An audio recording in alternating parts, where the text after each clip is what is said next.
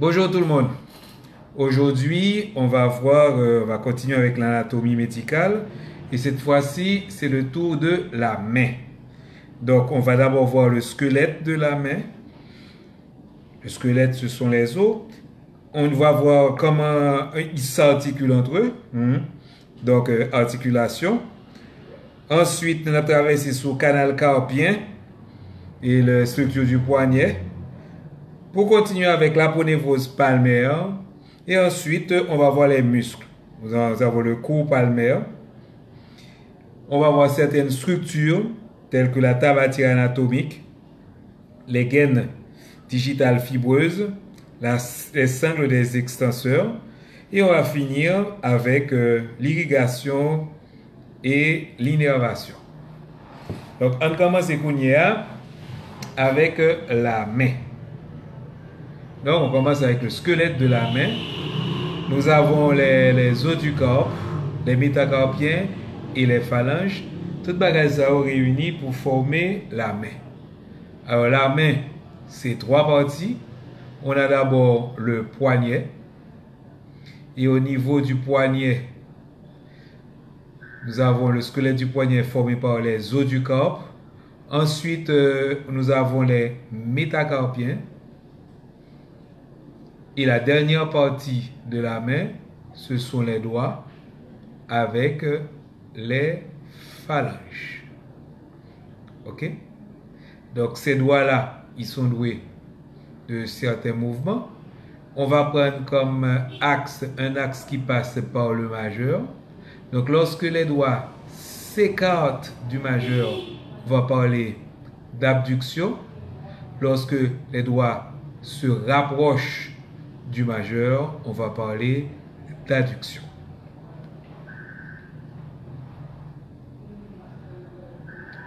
Les os du corps. Alors, les os du corps, le corps, il est formé de deux rangées. Une première rangée et une deuxième rangée. La première rangée est formée du scaphoïde. Il y aurait comme ça, scaphoïde, parce que ça a la forme d'un bateau. Après ça, l'unatome. L'unatome parce que il semblait la lune, mais c'est la lune dans le fond croissant. C'est pas le rond, non? C'est le fond croissant. C'est ça qui fait l'unatome. Ensuite, nous avons, après l'unatome là, en dessous là, nous avons triquetrum. Ok, parce que il y a trois faces. Et au-dessus, un petit barré qu'on appelle le pisiforme. Ok? Et on dit que le pisiforme, il s'articule avec la face antérieure du triquetrum. Ok? Le scaphoïde, il a un tubercule, un petit point de zo. Ce n'est pas réellement un processus, donc il peut le relayer de préférence un tubercule. Et en vis-à-vis, nous parlons de ça. Ce qui est presque la même chose que le tubercule, c'est le pisiforme. Deuxième rangée, nous voyons la deuxième rangée, le trapèze, qui a quatre faces irrégulières. Ensuite, nous avons le trapézoïde. Ensuite, un grand os qui a une tête qu'on va appeler le capitatum. Capitum veut dire tête. Ensuite, nous avons ce qui ressemble grossièrement à un marteau, ok, ou bien un crochet, il y aurait l'amatum, ok, et amatum ça, il y a un crochet, qui aurait ok, amulus. Donc, il dit le crochet de l'amatum ou bien l'amulus de l'amatum. Ok? 4 tubercules ça, parce que le trapèze a un tubercule tout. Ok? Scaphoïde donc un tubercule, amatum un tubercule qui est l'amulus et le pisiforme. Tout ça fait que poignard il un creux. OK? Et à rebord, c'est un canal. À rebord canal ça, il est formé pour la première rangée par le pisiforme et le tubercule du trapèze, tandis que pour la deuxième rangée, il est formé par le tubercule du trapèze et l'amulus de l'amatum. toutes les os du corps, ils vont avoir des faces articulaires. Faces articulaires que vous voyez là. Ouais. Le plus souvent, il y a 4 faces. Sauf pour les qui parlent de 3 faces. Ok? Et c'est les os du corps. Ensuite, deuxième partie que nous gagnons, c'est les métacarpes. Nous gagnons métacarpes que vous pouvez nommer à partir du pouce. Donc, à partir du pouce, on a le premier métacarpe, le deuxième métacarpe, le troisième métacarpe, le quatrième métacarpe et le cinquième métacarpe. Les métacarpes, ce sont des os longs, bien que petits. On appelle ça des os longs parce que comme tous les deux os, comme les os longs, ils ont 2 épiphyses. L'épiphyse proximale est appelée base du métacarpe. Il y a une diaphyse et il y a une épiphyse distale qui est la tête métacarpe. Donc, métacarpe, ils sont articulés à la fois avec la dernière rangée du corps, mais ils sont articulés tout entre eux.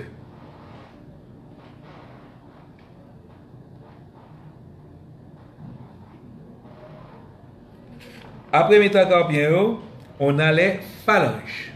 Alors, à part le pouce, chaque phalange a 3 parties. Ok?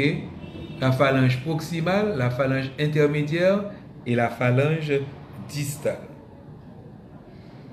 Ok? La phalange distale a un petit boulet en forme de lune qui correspond justement à la pulpe des doigts. Parce que ça, c'est la face palmaire du squelette. Et on retrouve ici une espèce de canal, ce qu'on appelle l'arche, ok, du poignet. Ouais, c'est un bagage qui creux. Donc en français, on dit que c'est concave. Lorsque c'est creux, c'est concave. Et ça fait ce qu'on appelle une gouttière. Tous ces os-là, comme on l'avait dit, ils sont reliés entre eux et ils forment des articulations. Et parmi articulations, nous avons l'articulation des os du corps entre eux. Ensuite, nous avons l'articulation entre les métacarpes et le carpe. L'articulation des métacarpes et des phalanges qu'on appellera la métacarpophalangienne. Ensuite, les articulations entre les phalanges. Pour le pouce, on aura une interphalangienne proximale et ici une interphalangienne distale. Tandis que pour les doigts, les 4 autres doigts, on aura une interphalangienne distale, une interphalangienne intermédiaire. On aura. Excusez, on me dit. Donc pour les os, on me dit bêtise. Désolé, mon petit fatigué. Donc pour les 4 os du doigt, on aura une interphalangienne proximale et une interphalangienne distale. Vous confondez avec phalange, tandis que pour les phalanges, on va avoir de préférence phalange proximale, phalange intermédiaire et phalange distale. Tandis que pour le pouce, comme c'est 2 phalanges seulement ligées, donc il n'y aura qu'une seule interphalangienne. Ce sont les articulations de la main. Alors, au niveau des articulations, des différentes articulations, on va avoir on va avoir des ligaments et ces ligaments vont renforcer. Ok? Les ligaments vont renforcer les articulations. Ainsi, on va essayer d'agrandir pour nous. Si nous regardons bien, au niveau du carpe, on va avoir des articulations, le ligament ulno-carpien palmaire, ok, le ligament radiocarpien palmaire, ulnocarpien palmaire, radiocarpien dorsal, ok, avec des ligaments collatéraux, tout ça pour aider nous, pour nous voir toute articulation qui gagne. Je ne vais pas tellement insister sur lui, ok, toutes les articulations. Donc nous avons l'articulation entre l'avant-bras et le corps, avec toutes ces articulations qui vont renforcer. Et vous allez avoir des ligaments qui vont renforcer aussi les articulations entre les métacarpes et le carpe, et entre les métacarpes et les phalanges. Ok? Donc, l'articulation carpo, ici, nous avons l'articulation. Pour l'articulation carpo-métacarpienne, nous avons 5 articulations carpo-métacarpiennes et une articulation spécifique au niveau du pouce, ok, qui est l'articulation du premier métacarpien, qui est une articulation en selle et qui permet, il y a 2 degrés de liberté, tandis que au niveau des autres métacarpos, de carpo-métacarpiens, ok, nous avons que un seul degré de liberté, ce qui fait que poussant, il a fait flexion, extension, abduction, adduction, tandis que au niveau des 4 dernières articulations carpo-métacarpiennes, la fait simplement, ok, flexion, extension. Et nous avons plus grande mobilité au niveau de 5e et 4e carpo-métacarpienne, parce que ils permettent, tant qu'on dirait, main pour le flopper, on va avec aucun B. Tandis que 2 articulations, ça, où il y a plus de ligaments, il y a beaucoup plus fixe. Après ça, on a les articulations métacarpo-phalangiennes. Ok? Et ces articulations métacarpo-phalangiennes vont être caractérisées par un ligament qui est le ligament métacarpien transverse profond, qu'on voit ici, qui justement pral quimber toute articulation entre eux pour éviter que main le bon bagage il l'ouvre. Donc c'est ces particularités que nous gagnons. Ok? On appelle ça donc les ligaments métacarpiens transverses profonds. Ensuite, articulation interphalangienne. Comme toutes les articulations synoviales, il y aura une capsule articulaire et puis vous avez des ligaments à côté. Les ligaments à côté, on les appelle les ligaments collatéraux. Ok? Des ligaments collatéraux médiaux et des ligaments collatéraux latéraux. Et puis naturellement, sur la face palmaire, vous allez avoir des renforts. On appelle ça les ligaments palmaires. Donc vous voyez ça ici. Et comme si on va essayer d'agrandir un petit peu pour qu'on puisse mieux le voir. Ok? Donc on voit bien les ligaments collatéraux, que ce soit médial ou latéral. Ok. Ça c'était pour les articulations. Donc on a vu un petit résumé. Ok? On a vu que la main est formée de 3 secteurs, le carpe, les métacarpes et les doigts, qui sont formés des phalanges. On a vu les articulations qui sont entre eux. Ok? Et parmi toutes les articulations, ce qu'il faut se rappeler, c'est l'articulation qui est la plus mobile, c'est celle que l'on retrouve au niveau du premier métacarpien et du carpe. C'est une articulation en selle qui permet que le pouce ait toute liberté. En français, on dit que qui permet au pouce de se mettre en opposition avec les autres doigts. Maintenant, au niveau, nous allons faire une petite précision au niveau du canal carpien. Donc, on se rappelle, le canal carpien, c'est un bagage qui creux. Ok? Et les femmes à la face palmaire, donc la face dorsale, on va avoir les os du corps. Et les fermé en haut par le rétinaculum des fléchisseurs.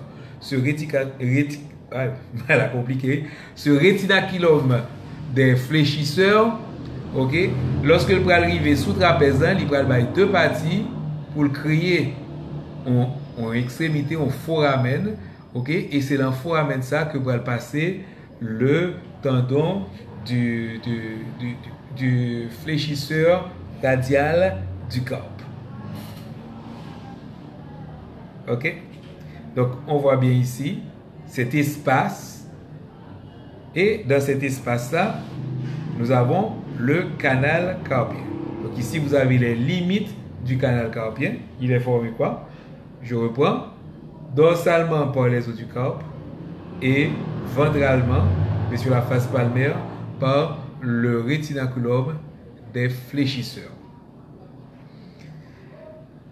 Après les limites du canal carpien, ok, on va voir le contenu. Donc, que contient le canal carpien? Le canal carpien, donc on retrouve notre canal carpien ici, limité par les os sur la face dorsale. Il va donc contenir les tendons de l'extenseur, en avant d'abord, le canal carpien, on va retrouver les tendons des fléchisseurs, les 4 tendons des fléchisseurs superficiels et en bas les 4 tendons du fléchisseur profond. En dedans, on va retrouver le tendon du long fléchisseur du pouce et le tendon du fléchisseur radial du carpe. Maintenant, en dehors de canal radial ça, on va de canal carpien, on va retrouver les extenseurs en position dorsale. Ok, on commence donc par le tendon de l'extenseur ulnaire, le tendon de l'extenseur du petit doigt, le tendon de les 4 tendons de l'extenseur des doigts, le muscle extenseur de l'index, le tendon du co-extenseur radial du carpe, du long extenseur radial du carpe, ok, etc.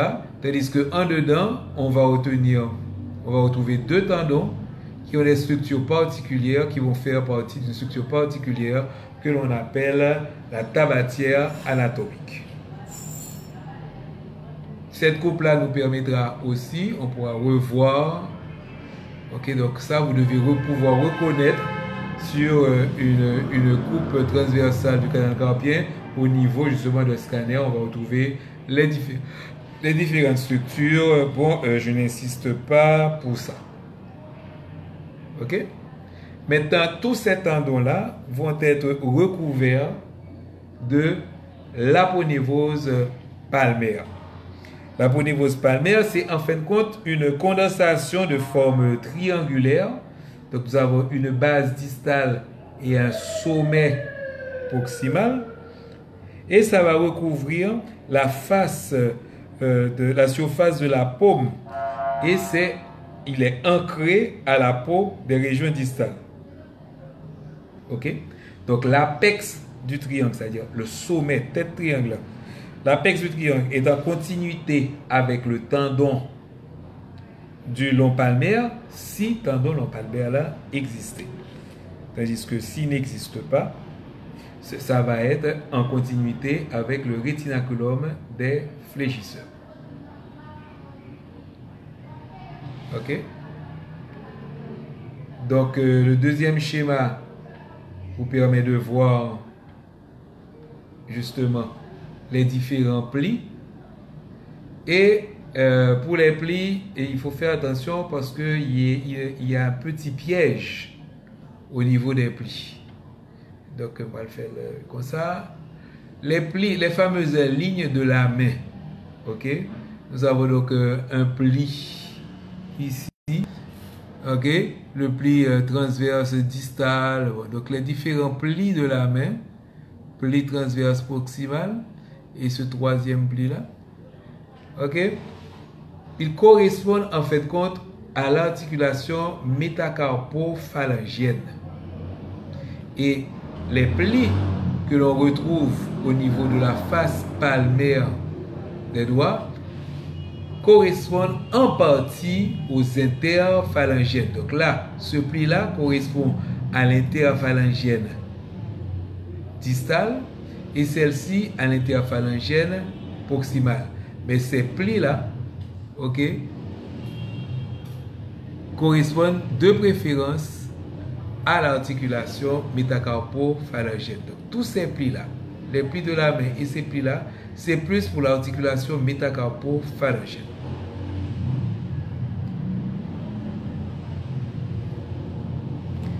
On avait parlé de la tabatière anatomique. Donc, au niveau de la tabatière anatomique, on appelle ainsi tabatière anatomique parce que le monde te besoin prise tabac, c'est là que tu qu'on mettait. Comme pour le canal carpien, pour la tabatière anatomique, nous allons obliger by limite et contenu. Alors le pouce, c'est en position latérale et ici, nous avons position médiale ou position ventrale.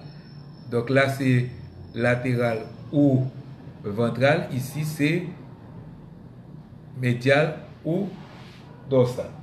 Donc, la tabatière anatomique, c'est ce petit creux que l'on va retrouver ici, qui est en fin de compte une dépression.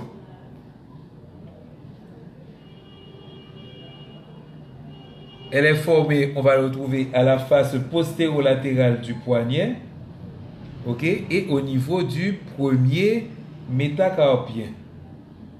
Donc, il est formé par les tendons des extenseurs destinés au pouce. Et en arrière, on va retrouver,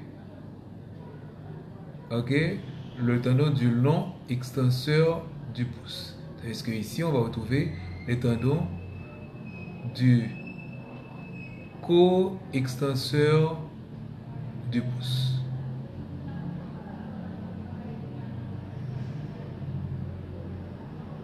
Ok?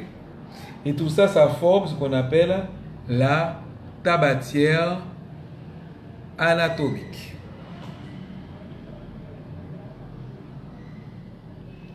Donc, le bord latéral est formé par les tendons du long abducteur du pouce.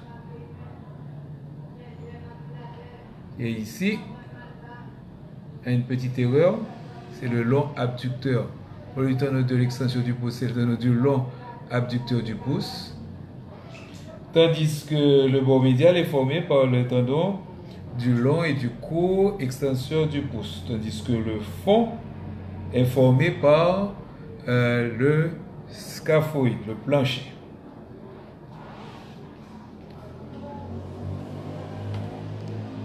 Maintenant, pour permettre que les tendons des doigts puissent coulisser, on va retrouver des gaines. Et ces gaines vont envelopper les doigts et envelopper les tendons des doigts et leur permettre de coulisser. Donc ici, on retrouve cette fameuse gaine fibreuse, mais qui le rétinaculum des fléchisseurs empêche de tout voir. Quand on retire tout, on retrouve ces gaines, okay, qui va donc englober les tendons des 4 derniers doigts, tandis que pour le pouce, il aura ça tout seul. Et même au niveau des doigts, on va retrouver, ok, ces gaines synoviales qui vont permettre le glissement.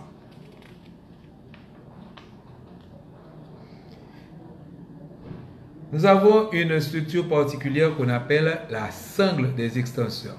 La sangle des extenseurs permet de passer de cette position à celle-ci, et celle-ci, on appelle ça la main intrinsèque. Dans la main intrinsèque, la métacarpophalangienne est fléchie, tandis que les interphalangiennes sont étendues. Comment ceci est possible? Si vous regardez bien, nous avons un doigt, mais au niveau de ce doigt-là, on va avoir les muscles interosseux qu'on verra l'action de ces muscles interosseux un petit peu plus tard. Donc ici, nous avons certaines structures. Nous avons le tendon de l'extenseur, nous avons le muscle interosseux et nous avons le muscle lombrical.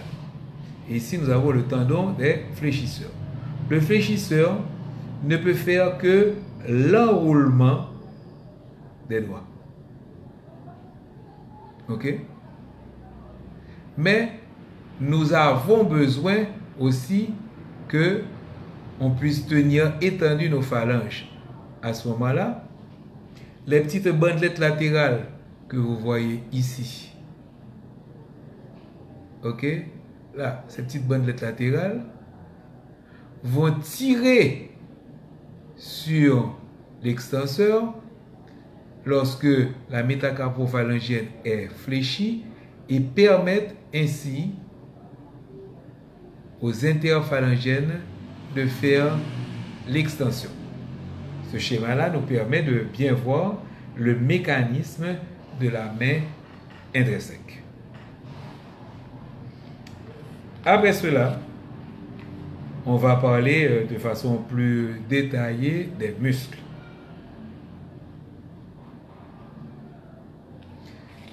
Donc, parmi les muscles, nous avons les interosseux dorsaux et interosseux palmaires. Il est très important de se rappeler qu'il n'y a aucun muscle sur la face dorsale de la main. Tous les muscles se trouvent sur la face palmaire de la main.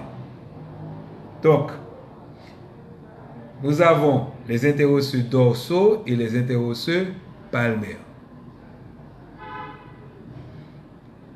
On va donc ici retrouver les interosseux dorsaux, tandis que ici, on va retrouver les interosseux palmaires. Les interosseux dorsaux permettent de faire l'abduction des doigts.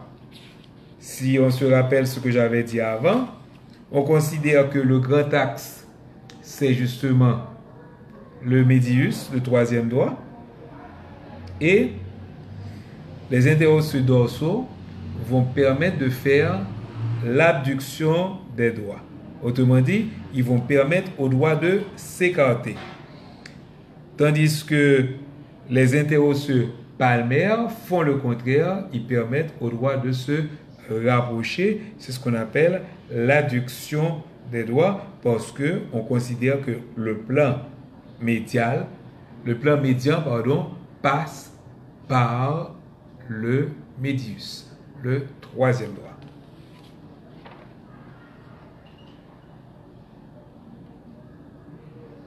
Ensuite, vous avez certains muscles dont l'adducteur du pouce. On ne va pas insister parce que vous allez voir le plus souvent l'action de ces muscles est donnée par le nom.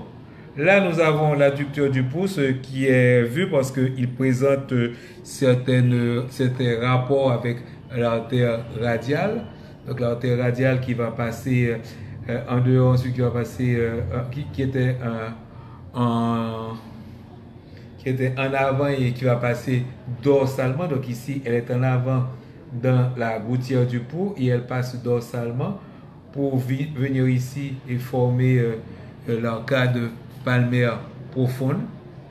Donc, on verra ça de façon plus détaillée lorsque on verra l'irrigation. Vous avez l'adducteur du pouce. Ensuite, nous avons de côté, nous avons les muscles ténariens et les muscles hypoténariens. Ok, nous avons 3 muscles ténariens, 3 muscles hypoténariens. Ok, on les montre ici. Je n'insiste pas sur tous ces muscles-là.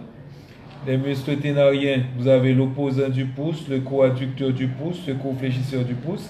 Tandis que pour les muscles hypoténariens, vous avez l'opposant de l'auriculaire, le coadducteur de l'auriculaire, le cofléchisseur de l'auriculaire. Ok? Ensuite, on a les muscles lombricaux. Nous avons 4 muscles lombicaux. OK? Et chaque muscle lombicaux est destiné à un seul doigt. OK? Et ces muscles lombicaux vont s'insérer sur les tendons des fléchisseurs profonds de la main dans la paume. Je redis encore, OK?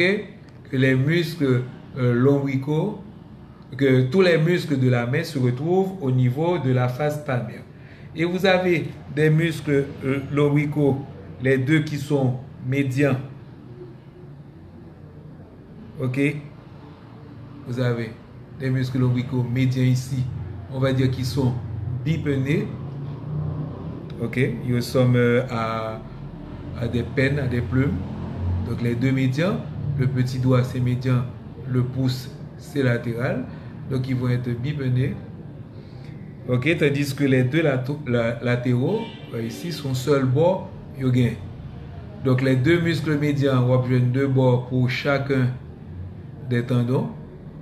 Tandis que les deux qui sont latéraux, OK, sont unipennés et sont formés d'un seul chef. OK? Et ce seul chef-là, il va s'insérer sur le bord latéral, OK, des tendons.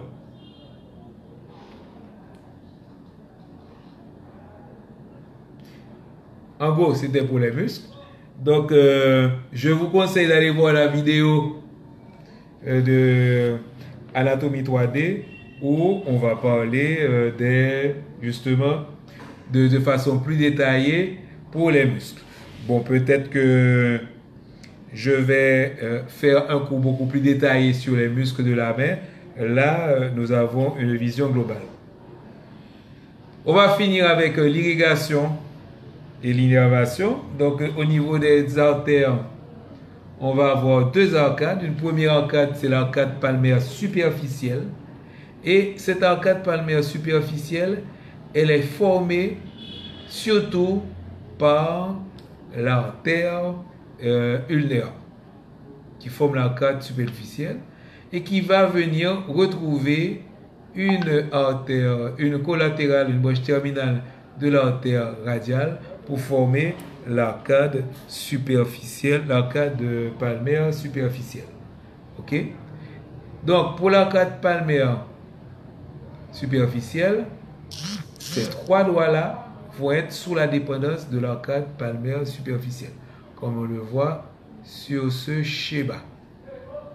Tandis que la moitié du deuxième doigt, le pouce, est plutôt sous la dépendance de l'arcade palmaire profonde. Donc la deuxième arcade que nous avons, c'est l'arcade palmaire profonde. Nous avons l'artère radiale qui va passer dans la gouttière du pouls et ensuite contourner pour devenir postérieure, puis redevenir ici, elle va contourner la base du premier métacarpien et du trapèze. Il va revenir en avant sur la face palmaire pour former l'arcade profonde. Donc, l'arcade palmaire superficielle est surtout formée par l'artère ulnaire qui reçoit une branche terminale de l'artère radiale, tandis que l'arcade palmaire radiale, l'arcade palmaire profonde est formée surtout par l'artère radiale qui, en profondeur, va recevoir une branche terminale de l'artère ulnaire. Ici, nous avons une vision, une projection qui vous montre à peu près sur une main où passent ces deux arcades. Donc, c'était l'arcade palmaire superficielle. On voit l'arcade palmaire profonde qui est formée justement par cette artère radiale qui devient d'abord, elle est antérieure, puis dorsale, puis revient en intérieur, en profondeur. Innervation. Nous avons trois nerfs qui vont innerver la main. Deux nerfs qui seront moteurs, c'est le nerf ulnaire et le nerf radial, et un nerf qui sera essentiellement sensitif, c'est le nerf,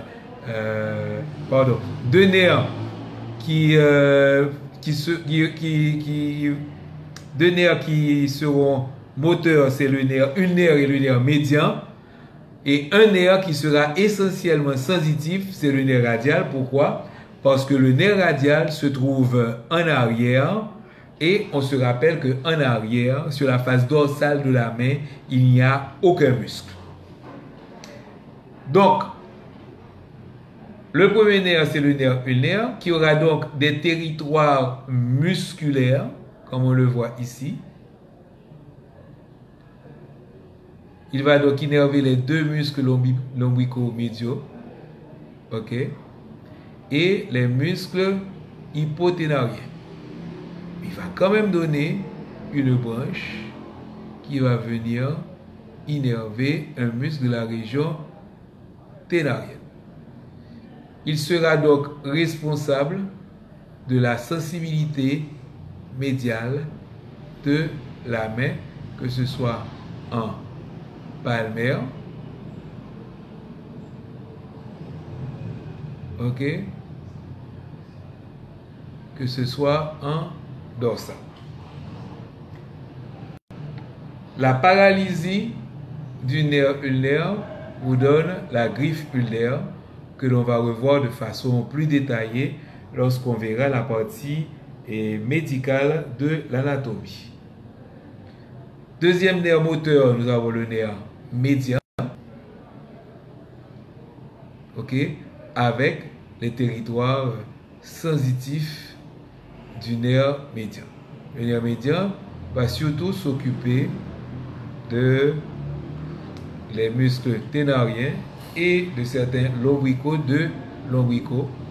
qu'il va innerver aussi.